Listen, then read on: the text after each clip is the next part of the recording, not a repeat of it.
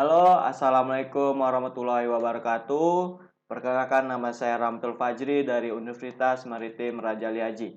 Di sini saya akan menjelaskan sistem kendali dan berbagai macam dari tugas teknik kendali yang dosen pengampunya adalah Pak Sapta. Sistem kendali apa itu sistem kendali? Yaitu sistem kontrol suatu alat, algoritma atau mekanisme untuk mengendalikan, memerintah, dan mengatur keadaan dari suatu sistem agar menghasilkan keluaran yang sesuai kita inginkan. Contohnya ini adalah prosesnya. Yang pertama, input itu adalah suatu masukan berupa sinyal ataupun data. Kontrol sistem adalah suatu yang mengontrol sesuai keinginan kita yang akan menggunakan sistem kontrol seperti apa. Lalu akan ada outputnya. Output itu suatu keluaran hasilnya. Jadi contohnya ketika kita menginputkan sesuatu seperti sensor suhu, kita menggunakan sensor suhu, dan outputnya kita ingin menggunakan LED untuk mengetahuinya berapa suhu terdapat pada tempat itu, maka input akan memberikan sinyal data, lalu akan diproses ke kontrol sistem, lalu akan menghasilkan di LCD-nya, dan kita mengetahui berapa suhu di tempat situ. Yang kedua, ada dua tipe. Yang pertama itu open loop dan closed loop.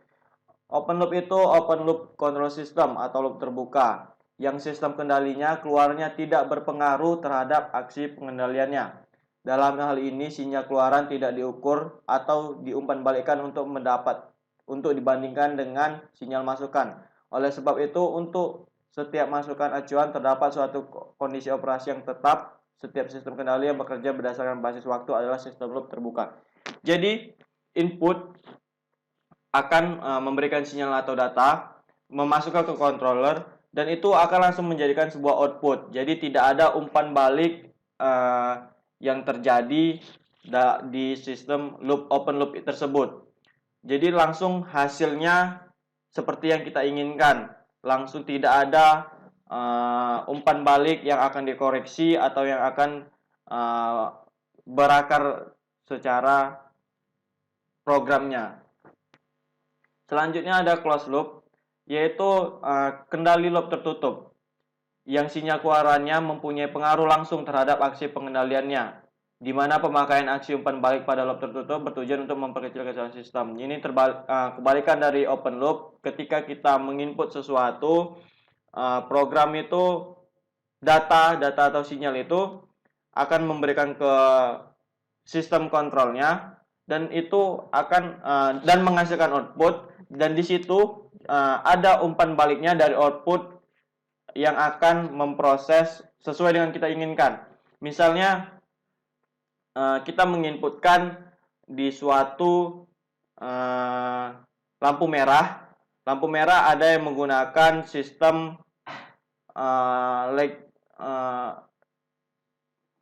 sistem itu akan otomatis lampu merahnya, sistem waktunya otomatis dengan menggunakan sensor misalnya infrared. Jadi ketika lampu merah itu padat jalur pada simpang satunya, maka itu akan ada sensor infrared yang sejauh mana dia mengetahui bahwa kendaraan di situ begitu padat, dan di situ akan otomatis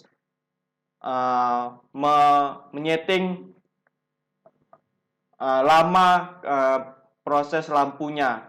Jadi seperti itu. Ada timbal balik yang akan diproses untuk memperkecil kesalahan sistem. Selanjutnya ada kelebihan dan kekurangan open loop. Kelebihan yang pertama, konstruksi yang sederhana, pemeliharaan yang lebih terjangkau. Tidak ada masalah dalam hal stabilitas, lebih cocok digunakan, output sulit diukur. Kekurangannya itu perlu kalibrasi sistem secara teratur. Bisa digunakan jika mengetahui hubungan input dan output. Bisa digunakan jika tidak ada gangguan internal dan eksternal. Output pada sistem akan berubah terhadap waktu.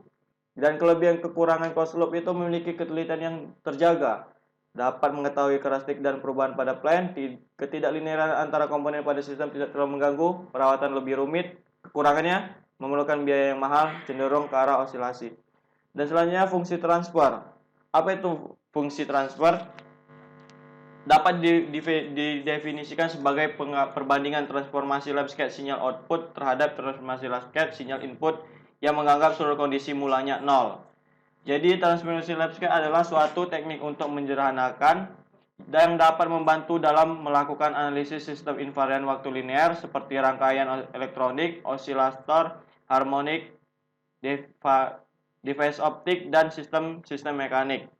Dengan mengetahui fungsi transformasi sistem, maka kita dapat mengetahui relasi langsung antara masukan dan keluaran dari sistem. Dan selanjutnya, apa itu poles and zeros? Poles adalah suatu membuat penyebut dari transfer bernilai 0. Zero adalah solusi yang membuat pembilang dari fungsi transfer bernilai 0. Jumlah pole dan zeros transfer dapat ditentukan dari order pembilang dan penyebutnya. Dan ini adalah grafik letak pole and zeros pada bidang S.